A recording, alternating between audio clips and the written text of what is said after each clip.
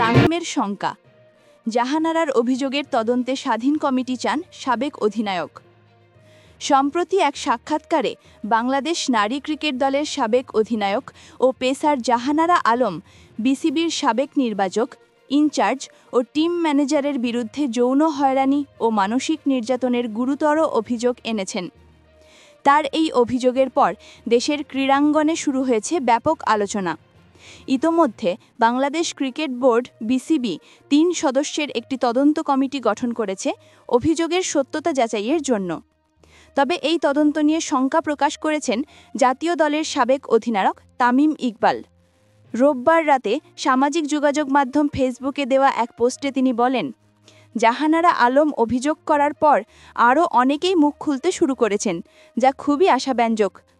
কিন্তু শঙ্কার জায়গায় রয়েই গেছে। এখনও জাতীয় ক্রীড়া পরিষদ বা সরকারি পর্যায় থেকে কোনো কমিটি গঠন করা হয়নি কিংবা তেমন কোনো উদ্যোগ নেওয়া হয়নি।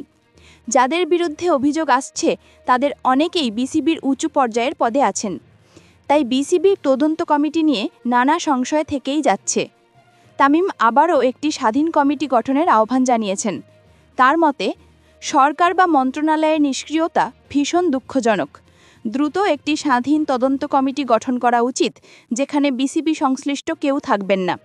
নারী অধিকার কর্মী, যৌন হয়রানিমূলক অপরাধ বিশেষজ্ঞ এবং মনস্তাত্ত্বিক দিক বোঝেন এমন প্রতিনিধিদের অন্তর্ভুক্ত করা জরুরি।